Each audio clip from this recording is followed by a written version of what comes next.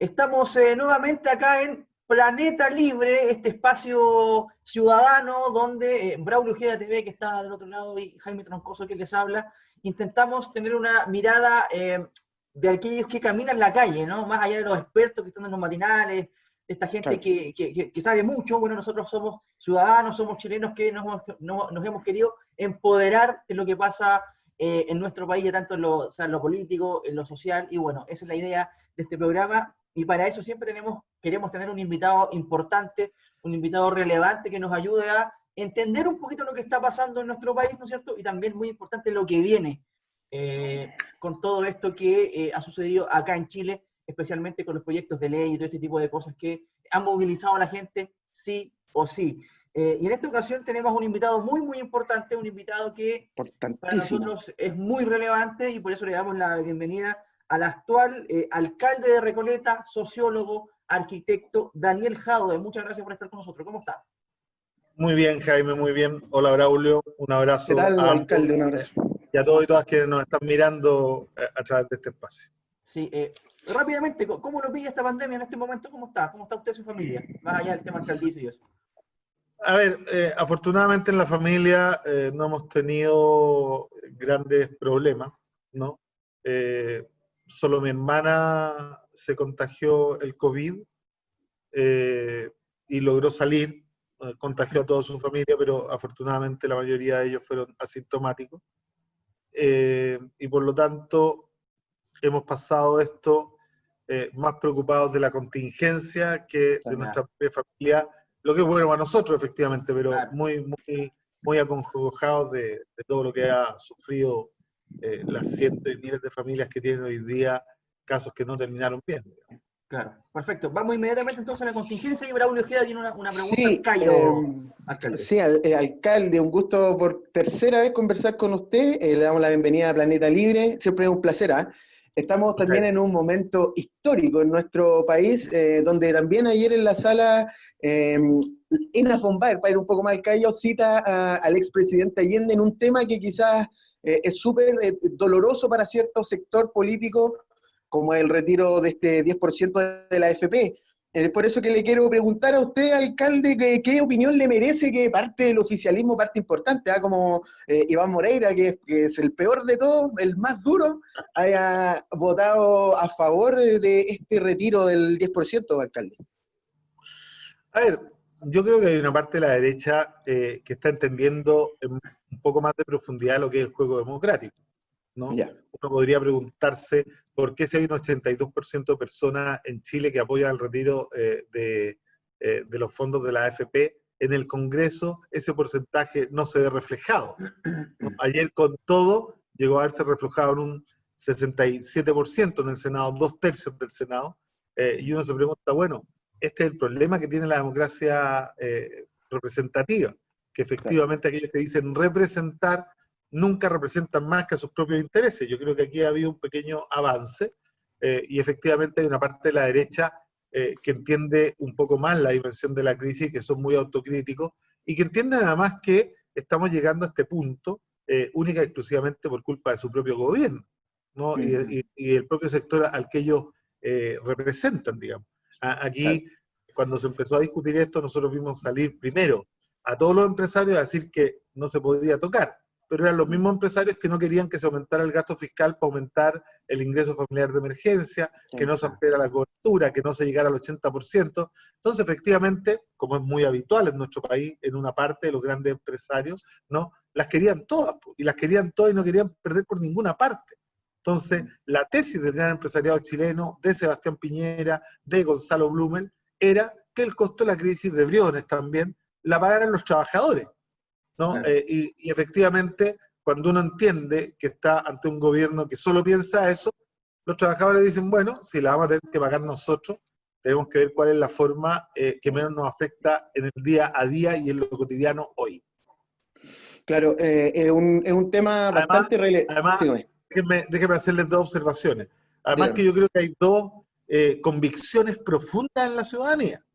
Ustedes saben que yo siempre me manifesté en contra del retiro, teóricamente, porque creo que no es correcto que los trabajadores paguen con cargo a sus propios fondos el golpe de la crisis. O sea, esto debería haber sido cobrado a través de impuestos a los súper ricos, habiendo, por ejemplo, expropiando las utilidades de las mismas AFP por un año completo, y ahí recursos habían. Entonces yo hubiese preferido cualquier otra salida, pero ante un gobierno que no tiene ninguna otra salida, y ante estas dos convicciones que les quería comentar. ¿Cuáles son las dos convicciones que hacen que esto sea necesario y urgente hoy? Primero, con o sin retiro las pensiones van a seguir siendo miserables. Sí. Sí, eso es No, o un sea, hecho. no, ¿ah? O sea, esto de que, mira, cuidado que si retiráis los fondos de pensiones Claro. te vaya a quedar con una pensión miserable, es un ridículo. Pero lo segundo, que también es súper relevante entender, es que la convicción que tiene la gente en este proceso constituyente que está en marcha, no más allá que no haya iniciado formalmente, estamos viviendo en Chile un proceso constituyente de facto y que está en marcha. Todos tienen la convicción que las AFP tienen que desaparecer. Entonces, si además las pensiones no cambian con o sin retiro, y si la AFP después del proceso constituyente, no durante el proceso constituyente, sino que después del proceso constituyente, en las discusiones legislativas que sigan a cuando se abra la puerta para poder discutir con mayor democracia cuál es el Chile que queremos, la gente cree que lo más probable es que las AFP desaparezcan. Entonces, en ese contexto, ¿cuál era el problema de retirar el 10%? No, pues había que salvarse hoy día. Era un tema ideológico, ¿no? Estaba clarísimo. Sí. O sea, es que para los que nos preocupa la política, también es un tema ideológico. Claro. Es notable darle un golpe a la AFP después de 40 años de intocabilidad. Siempre fueron intocables. Bueno, anoche se demostró que ya no son intocables nunca más. A propósito de eso, Daniel, usted habla, claro, que estamos en un proceso constituyente de facto. Se vienen meses, diría yo, años, por lo menos los próximos 3 años, que van a ser de mucha convulsión social, de mucha convulsión política, de rearme de ciertas situaciones o rearme de ciertas lógicas en el país. Esperemos que así sea. La gente por lo menos está prendida con eso. ¿Y qué cree usted que se viene? A ver, haciendo un poquito de futurología en el corto plazo. Yo quisiera hacer solo un pequeño matiz. Ya, sí. Yo creo yo espero, no creo, porque creo puede ser un poco distinto, pero yo espero que se vengan 3 años de convulsión política, no social. Ya, perfecto. Yo espero de verdad, ¿no?, que la gente movilizada comprenda que una vez que se abren los cauces de participación, que se rompen los candados de la dictadura, la forma en donde vamos a tener que discutir va a ser a través de las instituciones que tenemos, ¿no? Porque si alguien pretende seguir permanentemente en la calle, efectivamente le vamos a hacer mucho daño al país. Entonces, la idea es que efectivamente este proceso de facto, cuando comienza, termina, quizás, mira, yo además soy bastante riguroso en analizar la historia de Chile. Los procesos constituyentes nunca son de una pura vez. ¿Qué quiero decir con esto? Que la constitución que definitivamente tenemos que tener quizás no nazca de este proceso constituyente. En una de esas, lo que hace este proceso constituyente es abrir las puertas para que podamos empezar a discutir de manera democrática en Chile todo. Porque todavía tenemos el peso de los 2/3 y por lo tanto uno puede decir, mira, desde mi perspectiva, ¿no?, yo soy militante comunista, si la izquierda nos saca al menos un poco más que 1/3 de tal manera de bloquear cualquier acuerdo posible entre una parte del centro y la derecha, no, vamos a tener una constitución que no nos va a gustar. Claro. Si la izquierda saca más de 2/3, o la centroizquierda más de 2/3, y si pone de acuerdo en hacer una constitución lo más cercana posible a lo que la gente desea, ¿no?, esto podría ser muy bueno, ¿no? Claro. Pero si la derecha llega a sacar más de 1/3, vamos a tener que entender que ellos van a tener derecho a bloquear posiciones mayoritarias y que por lo tanto va a quedar una constitución que puede ser muy democrática, pero neutra, completamente neutra, ¿no? Una constitución, por ejemplo, que no asegure ningún derecho esencial. Bueno, para poder asegurar los derechos necesitamos más de 2/3. Claro. Ahora, ¿la gracia cuál es? Es que si no logramos los 2/3, esos derechos podrían empezar a asegurarse a partir de la discusión legislativa posterior a la Constitución. En el nuevo Congreso, sin quórum calificado, ¿no?, o por lo menos con otro, ¿no?, sin tanta atadura, y ojalá en un Congreso unicameral y no bicameral, para que los procesos de discusión legislativa puedan ser más eficientes y eficaces, uno podría pensar que podemos llegar a construir el país que queremos mayoritariamente sin tener los candados de la dictadura. Sí. Sí, Sí. Braulio, dale. alcalde, sí, con relación, volviendo un poco al tema, bueno, que también es coyuntural, el tema del retiro del 10%, y con relación, quiero detenerme donde usted se refiere al gobierno de Sebastián Piñera, que esta decisión es casi un sin salida que tenemos, dado que usted también ha manifestado que está en contra del retiro del 10% porque encuentra malo que esta crisis la paguemos nosotros los trabajadores. Este sin salida que tiene Oye, el pero presidente. un momento, pero espérate. Que no, Dígame. mucha gente que replica después las conversaciones que uno hace, no replica solo los titulares. Entonces, Claro. no es que yo esté en contra de este retiro. Yo creo que no era la alternativa deseable. Yo estoy a favor de retiro hoy día. No, pero efectivamente creo que esta es una medida que puede, de una u otra manera, entrar en la tesis de la extrema derecha de que los costos lo paguen los trabajadores. Claro. ¿No? Y yo hubiese preferido que fuera distinto. Pero la coyuntura actual, y habida cuenta de que hay un gobierno inepto, que no sabe hacer, que no sabe, que no entiende, y que más encima las quiere todas, esta era la única alternativa y por eso que la apoyamos. Sí, voy para allá. ¿Y qué pasa qué pasaría o qué cree usted si este presidente, Sebastián Piñera, veta este proyecto, haciendo uso, digamos, de los poderes que tiene este cargo, digamos, vetara este 10% de la AFP? ¿Qué cree usted que sería quizá el descontento máximo de la ciudadanía o quizá un poco del oficialismo que ya está casi sin piso político, digamos? A ver, voy a hacer política ficción y me voy a poner en todos los escenarios que nos presenta la historia de Chile, ¿no? Okay. La derecha es bastante fría, calculadora y cruel. Por lo tanto, en una de esas, el presidente quisiera generar una convulsión social para poder dar un golpe de fuerza mucho mayor con un autogolpe para seguir en el poder, ¿no? Claro. No, uno podría decirlo.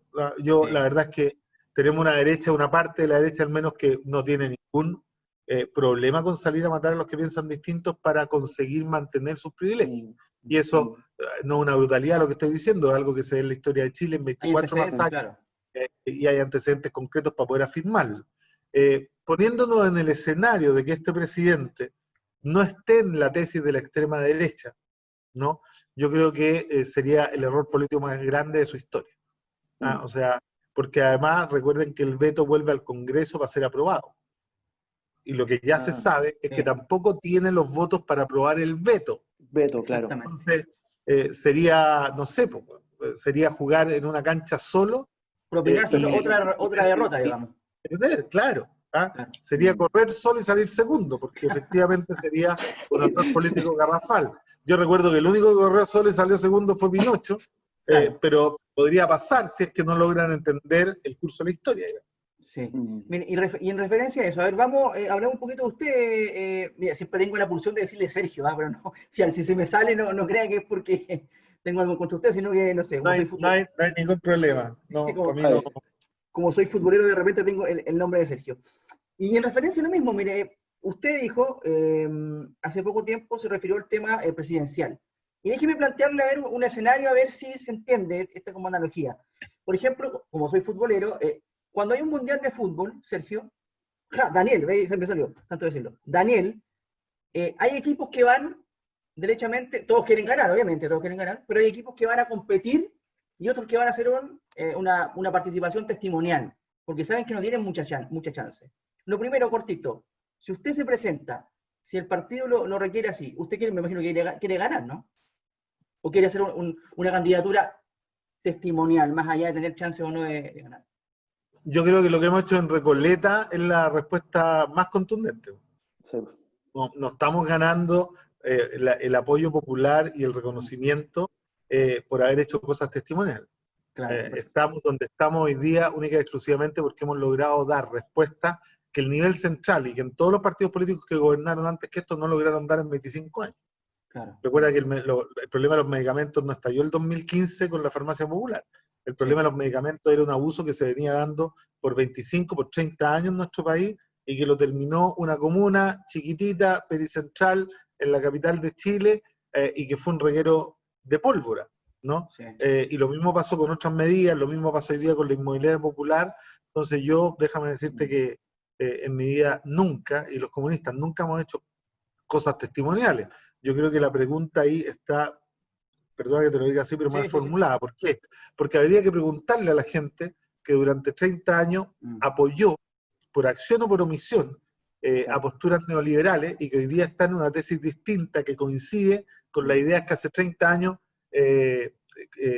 promovía el PC, Sí. bastante más aislado, ¿no? Si han cambiado lo suficiente como para tener un gobierno transformador, porque si no, podríamos volver a elegir a los Heraldo Muñoz, a los Fachaín, que después de estar 20 años en el gobierno, hoy día se sorprenden porque la sociedad ya no los quiere como antes. Perfecto, pero es que eso, en realidad eso quería que me aclare eso, porque ahora viene la segunda parte de la pregunta. Porque, y lo hablábamos hace un par de semanas con Alejandra Mato, hicimos un pequeño análisis de cómo, ¿no es cierto?, la dictadura de Pinochet había hecho realmente una revolución respecto al sistema el sistema político, el sistema económico, y también de un tema mental en la gente. O sea, meterle a la gente, por ejemplo, el individualismo, el hecho de que ya no se conozcan en los barrios. Yo cuando era chico me conocía todavía, por ejemplo, en los 90 algo con la gente. Ahora prácticamente es muy difícil que la gente tenga relación entre ellas. Y uno de los grandes, y me parece que aquí no hay duda, uno de los grandes chips impuestos por ese modelo neoliberal en la gente es que todo lo que tenga que ver con comunismo, Daniel, alcalde de Recoleta, tiene que ver con el inicio de todos los males, tiene que ver con que prácticamente son si tú hablas de comunismo son leprosos y te vas a pagar la lepra, tiene que ver con que se viene Venezuela, con que se viene Rusia, con que, y eso paralelamente con un aparato comunicacional todos los días en los matinales, con la derecha puesta ahí. Claro. Entonces, es una realidad, más allá de que uno entienda, porque uno lee, uno sabe que cuando hay una propuesta buena uno tiene por qué sentirse con miedo respecto a si alguien es comunista o no. Sin embargo, la gran masa, la que vota, tiene ese chip incorporado, cuando hablan de comunismo, lo peor, ¿no es cierto? Hay un aparato mediático que profundiza eso, que es evidente. Entonces la pregunta es súper sencilla. Si usted nos dice, al principio, Daniel, que está dispuesto a ir a competir por una presidencial, ¿estaría también dispuesto a salirse del partido, formar otra fuerza progresista en la izquierda para sacar esos fantasmas? No, mira, primero, algunas buenas noticias. En Recoleta, en 8 años no se ha perdido ninguna guagua. Así que, menos los chilenos que viven en Recoleta ya saben que no nos comemos las guaguas, ni que somos tan terribles, ¿no? Lo segundo, ¿no? Otra buena noticia, en Recoleta hay chilenos, no hay marcianos. Y por lo tanto, esta tesis de que los chilenos no votan por los comunistas ya dejó de ser realidad hace bastante tiempo, porque acá no solo gana el alcalde de Recoleta, que es militante del Partido Comunista con el 56%, sino que además gana el Partido Comunista el 50% del Consejo Municipal con 4 militantes de 8. ¿No? O sea, estamos hablando de que aquí hay un cambio cultural que se hace a través del cambio de la realidad material de la gente, y que esto ha impactado también fuera de Recoleta. Nosotros hemos logrado cambiar ese imaginario colectivo. Muchos colegas a mí me comentan que cuando nosotros hacíamos y hacemos una acción en Recoleta, una iniciativa nueva, al día siguiente en todas las comunas de Chile la gente se levanta y dice, bueno, y si se puede en Recoleta, ¿por qué no acá? Entonces, lo que nosotros hemos ido demostrando que todas estas cosas que nos dijeron siempre que no se podían hacer, sí se podían hacer. Y que dependían de la voluntad política.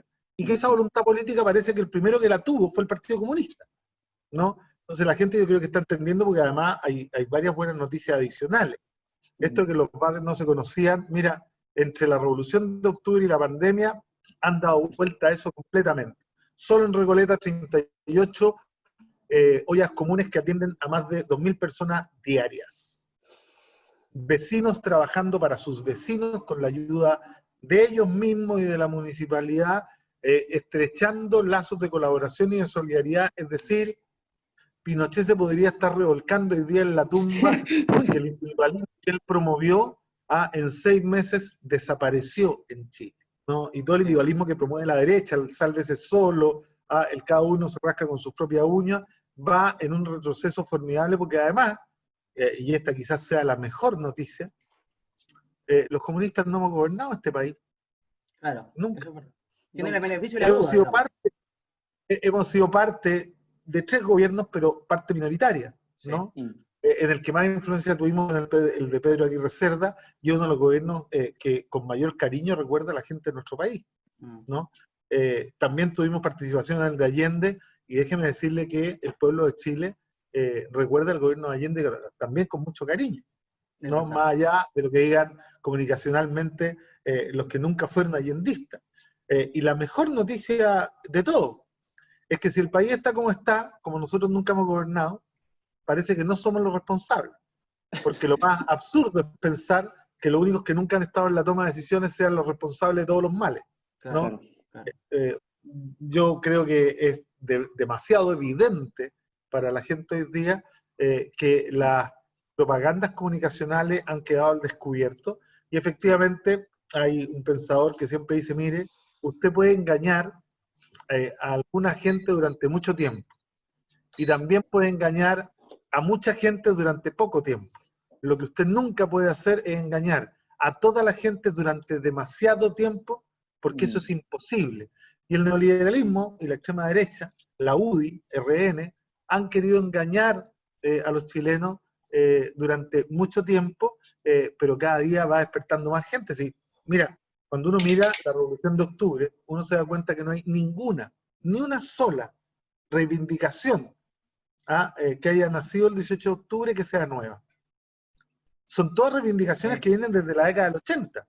Claro. El tema es que cuando salimos de la dictadura, esas reivindicaciones que las levantábamos un puñado de chilenos que nunca obtuvimos más del 5% de los votos, no eran mayoritarias. El 90% de la población le creyó o a la derecha o a la concertación, que eran ambas partidarias del modelo, y prefirieron creer en ellos. El tema es que esas ideas que antes eran minoritarias, hoy día son mayoritarias. Y la gente empieza a darse cuenta que el que mejor representa esas ideas que hoy día son mínimo como un denominador del pensamiento contemporáneo es el PC y la izquierda. Totalmente, totalmente. Braulio, hagámosle la Sí, última, sí, cortita. Porque ya no- tengo una aquí que me llamó bastante la atención, y creo yo, y me quedó a mí como bastante claro, que el mayor descubrimiento, digamos, con la administración del alcalde Jadwe en Recoleta es que, habiendo voluntad política, las cosas se pueden hacer, ¿o no, alcalde? Eso es un hecho. Tenemos que ser, mire, yo acuñé, no sé, o tengo una visión con relación a algunos políticos, que pueden ser políticos de afición o de verdad políticos que están por el bien común, que eso es lo que se está dando quizá hoy en la Cámara, que se está votando. Uno de ellos, que es Moreira, quien lo decíamos al principio, que dijo que no le importaba que lo pasaran al tribunal o que lo expulsaran del partido por votar digamos, algún beneficio para la gente. ¿Es así que, teniendo voluntad política, las cosas son siempre más fáciles, alcalde? No lo tengo muy claro. Ya. Yo hay gente que yo miro y que no logro confiar en ellas por mucho que por una vez haga lo correcto, ¿O fue un show, dice usted? ¿no? Ya. O sea, a mí la verdad que el histrionismo de algunos personajes del Congreso ayer, créame que igual para muchos de nosotros es un orgullo, ¿no? Tiene que ser un orgullo, que una persona que viene del conglomerado que quiso matar a Allende, hoy día lo tenga que citar. O sea, bueno, claro, no tienen cómo citar a Pinochet en el Congreso para tratar de sustentar nada, ¿no? Claro. Y ahí entendemos la diferencia entre los dos personajes. O sea, mientras la figura de Allende va creciendo y se agranda incluso en las nuevas generaciones y a nivel mundial, todos los pinochetistas tratan de desembarazarse y mantenerse lo más alejados de la figura de su prócer y de su padre fundacional. O sea, Alamán, Cubillo, un saludo a la sobre todo Lavín. Claro. De hecho, cuando usted habló de la revolución que había hecho la dictadura, yo me recordé inmediatamente ese libro tan notable, no por lo bueno, que escribió Lavín en la década del 80, La Revolución Silenciosa, ¿no? En donde contaba precisamente las maravillosas transformaciones que la dictadura había hecho, y hoy día lo vemos como lo vemos. Entonces yo, efectivamente, creo que hay que mirar con mucha prudencia estos cambios. Ahora, hay otros personajes de derecha donde yo sí creo en la evolución, y sí creo y valoro mucho el rol que han jugado. Déjeme decirle que Mario Desbordes me parece que ha jugado un rol pero fundamental para entender lo que es la democracia, ¿no? No así otros, digamos, pero efectivamente uno no puede meter en la misma bolsa de gato a todo el mundo. Sí. La última, Daniel, y con esto vamos cerrando y le damos las gracias porque ha sido muy buena esta conversación de ida y vuelta, rapidita, con ritmo, muy interesante. Y pensando en el futuro, Daniel, se nos viene un proceso constituyente, luego de esa decisión que vamos a tomar todos los chilenos del apruebo o el rechazo y la convención constituyente o una convención mixta. Se viene el proceso de constituyente ya con los constituyentes elegidos, ojalá, todos acá aprobamos. Se vienen las municipales, ¿ah? Las Lo digo porque yo municipales quiero también. recordar que primero soy candidato a la reelección en Recoleta. Perfecto. Esa es la primera batalla que vamos a dar. Las municipales también, pero en general, proceso constituyente, elección municipal, lo que se viene también con la presidencial. ¿En qué momento pilla Chile, Daniel? ¿En un momento conservador? ¿En un momento reformista? ¿O estamos en un momento revolucionario, pensando en el futuro? Precisamente decía que para quitarnos en la discusión todos los prejuicios, las traumas y las trancas que tienen en nuestro país para discutir y conversar, ¿no? Hay que recordar primero que la revolución es un cambio radical en un tiempo muy corto, ¿no? Por lo tanto, creo que el proceso que Chile está viviendo no corresponde a lo que se conoce como una revolución, más bien corresponde a lo que se conoce como un minuto reformista, de reformas profundas, pero un tiempo que no es acotado y que no es corto, ¿no? Las revoluciones, además, casi siempre son con recurso a la violencia, y yo espero que nadie sea la tentación de tratar de llevar los cambios fomentando la violencia, y menos, espero, involucrando a quienes han jurado defender a todos los chilenos para que vuelvan a tomar parte por uno de los dos bandos, digamos. Esto no podría ser así, ¿no? Entonces yo siento que estamos en un periodo reformista, de reformas profundas, que va a durar además un proceso que puede durar 3, 4 años. Eso no es lo que conocemos como revolución, pero que además esto es un proceso que ha durado 30 años y que ha sido un proceso súper largo de acumulación de fuerza, de salir a la calle con 50.000, con 100.000, con 500.000, con 1 millón, con 1,5 millones, con 2.200.000, hasta que la fuerza se tornó incontenible, ni siquiera con la fuerza de represión, y llegamos a lo que llegamos. Piensen ustedes que por más que el acuerdo del 15 de noviembre se haya firmado en el Congreso, puertas cerradas, de espalda a la ciudadanía, ese acuerdo nunca hubiese existido sin la presión ciudadana. Totalmente, sí. ¿No? Sí. Lo de anoche, lo que pasó en estas últimas 2 semanas en el Congreso, por más de que haya sucedido en el Congreso, no hubiera pasado jamás sin la Revolución de Octubre y la pandemia. Entonces, efectivamente, uno tiene que ser capaz de mirar los procesos como procesos, porque si no, se puede caer en una trampa que es muy facilista, ¿no? Muchas generaciones piensan que la historia parte con ellos y termina con ellos. Y quieren hacerlo todo en 5 años, y no tienen la visión de cuánto ha costado el proceso de acumulación de fuerza y cuánto nos queda por recorrer, y por lo tanto la invitación tiene que ser siempre a subirse al escenario de la propia historia, a jugar un papel protagonista y no uno de actor secundario. ¿No? Y eso requiere de una preocupación permanente y sistemática por los temas de la política, por la formación política, por la militancia, por el compromiso con el cambio. Sí, mira, déjeme decir la última, Daniel, le pido la última solamente. Es que me llamó mucho, es que me parece muy interesante esto, de la fuerza, del empoderamiento social. Por eso, de hecho, hacemos este programa. Somos 2 cabros que caminamos la calle todos los días, no somos expertos ni en pandemia, ni en sociología, ni nada, pero entendemos que es importante tener una mirada de país y hacernos cargo de donde vivimos y que nos interese esto. Si por ejemplo estamos acá, digamos, no podemos pagar contribuciones de la casa a la pega y agachar la cabeza, digamos, una sociedad así no se construye. Entonces, una reflexión de acuerdo a las redes sociales, Daniela, porque las redes sociales han cumplido, nunca antes en la historia existieron, y hoy en día han cumplido un papel fundamental, por ejemplo, en desenmascarar la letra chica, en acumular mucha gente respecto a eso, ¿no es cierto? Y de hecho, digamos las cosas como son, el primer cacerolazo previo a la primera votación en el Parlamento, en la Cámara de Diputados, fue fundamental para cambiar algunos votos que se pensaban que estaban perdidos. Entonces, ¿qué reflexiones hace usted como un hombre que es sociólogo, como decíamos también, y analiza ese tipo de cosas? ¿Cómo ha venido a ayudar, por lo menos hasta ahora, porque esto es dinámico, esto es líquido, ayudar las redes sociales y la democracia? A ver, yo creo que han sido un aporte fundamental para lograr romper el cerco comunicacional de los medios de comunicación de masa, que además tienen una concentración de la propiedad situada directa y concretamente en la extrema derecha chilena, y eso lo hace mucho más complejo cuando incluso el gobierno es de derecha, porque la poca influencia que los gobiernos de turno tienen incluso en televisión nacional hace que se concentren todos los poderes y que se genere una integración vertical entre el poder económico, el poder político y el poder de los medios, ¿no? Sí. Sin embargo, tengo que hacer un llamado de atención. Las redes ofrecen un terreno fértil para profundizar y movilizar la democracia y movilizar el poder, pero también constituyen un riesgo, porque cuando se emplean con las maquinarias de bots, ¿no? Con los estudios de Big Data, como se le llama, ¿no?